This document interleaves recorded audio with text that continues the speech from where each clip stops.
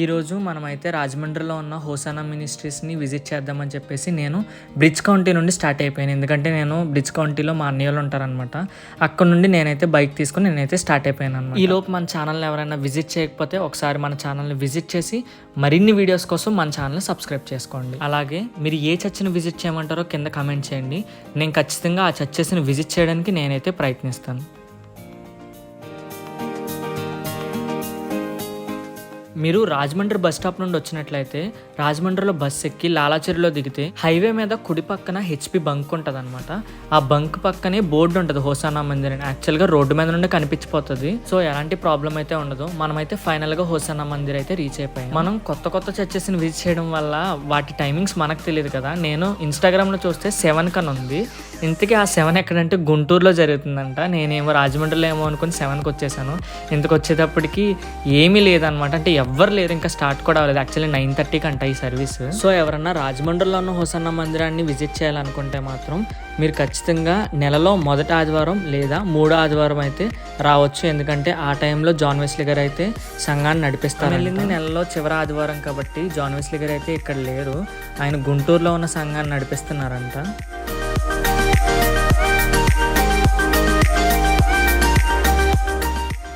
5th ఫ్లోర్లో church ఉంటుంది కాబట్టి లిఫ్ట్ కూడా ఉంది. లిఫ్ట్ అవైలబుల్, అంటే నడవలేని వాళ్ళు ఎవరన్నా ఉంటే లిఫ్ట్ యూస్ చేసుకోవచ్చు పైకి వెళ్ళాలంటే. అండ్ పక్కనే చాలా పెద్ద హాల్ అయితే ఉందన్నమాట.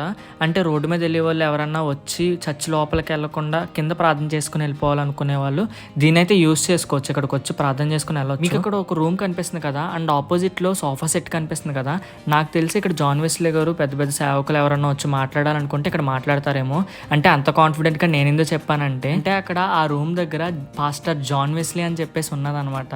చూడండి అక్కడ పాస్టర్ జాన్ వెస్లీ అని చెప్పేసి ఉంది. సో అందుకే అంత కాన్ఫిడెంట్గా చెప్పాను అనమాట. పక్కనే బుక్ స్టోర్ కూడా ఉంది. యాక్చువల్గా మనం వెళ్ళింది చాలా ఎర్లీగా కాబట్టి అది ఇంకా ఓపెన్ చేయలేదు. ఇప్పటి వరకు మీకు చూపించింది కింద మాత్రమే, అంటే గ్రౌండ్ ఫ్లోర్లో ఉన్నవన్నీ నేను చూపించాను. యాక్చువల్లీ ఇప్పుడు మనం చర్చ్కి వెళ్ళాలంటే పైకి వెళ్ళాలన్నమాట.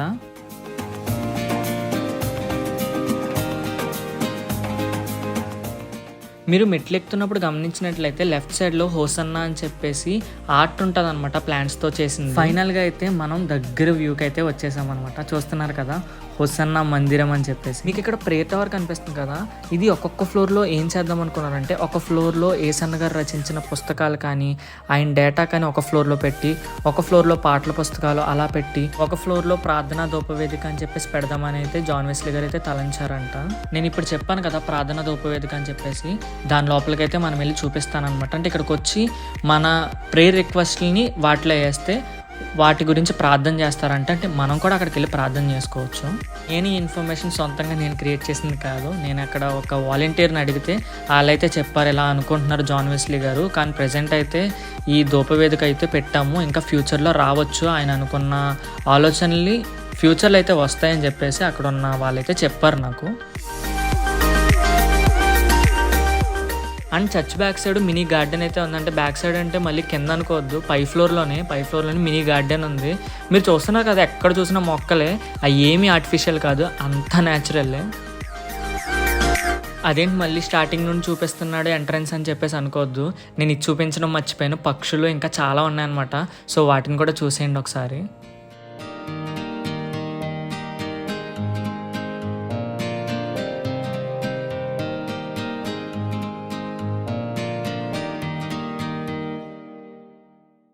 మీకు స్టార్టింగ్లో ఒక హాల్ చూపించాను కదా, అది పైన సర్వీస్ జరుగుతుంటే కింద సండే స్కూల్ జరుగుతుందంట. అది చెప్పడం మర్చిపోయాను నేను. సో మన హోసన్నా మందిరాన్ని కూడా కొన్ని డ్రోన్ షాట్స్ అనేవి తీసాము, మొత్తం వ్యూ అంతని.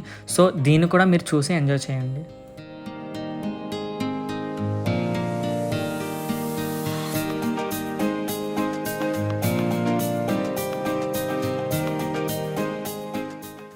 సర్లే చర్చ్ ఇంకేం స్టార్ట్ అవ్వలేదు కదా, లోపలికి వెళ్ళి వీడియోస్ తీసుకుందామని చెప్పేసి లోపలికి వెళ్తే సౌండ్ సిస్టమ్ ఆపరేటింగ్ చేసి అన్న ఉన్నాడు అనమాట.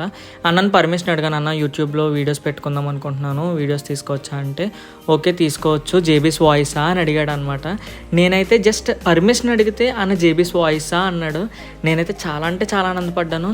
అమ్మో ఇంతమందికి రీచ్ అవుతుందా, దేవుడు ఎంత ఘనత ఇచ్చాడని చెప్పేసి. ఇదంతా మీ సపోర్ట్ వల్లే.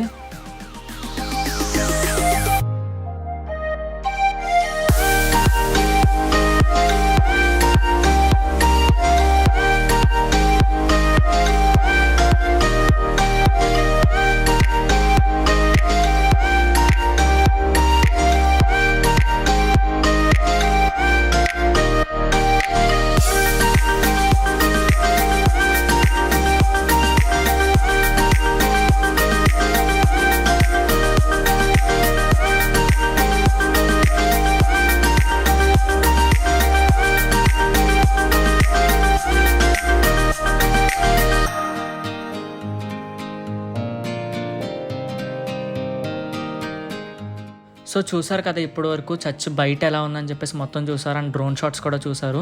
అండ్ డ్రోన్ షాట్స్ ఇవన్నీ ఎలా ఉన్నాయన్నది కింద కమెంట్ చేయండి. అండ్ మీరు ఖచ్చితంగా ఇలా సపోర్ట్ చేస్తే ఇంకా మరెన్నో వీడియోస్ తీయడానికి మేమైతే ప్రయత్నిస్తాం. అండ్ ఇంకొకటి ఏంటంటే చర్చ్ లోపల ఎలా ఉన్నదనేది నేనైతే చూపించలేదు కదా, సో మరికొన్ని వారాల్లో నేను ఖచ్చితంగా మళ్ళీ వచ్చి చర్చ్ లోపల ఎలా ఉన్నదన్నది మొత్తం నేనైతే చూపిస్తాను. అప్పటి వరకు ఎవరైనా మన ఛానల్ని ఇంకా విజిట్ చేయకపోతే ఒకసారి వెళ్ళి మన ఛానల్ని విజిట్ చేసి సబ్స్క్రైబ్ చేసుకుని మరెన్నో వీడియోస్ గురించి మన ఛానల్ని సబ్స్క్రైబ్ చేసుకోండి.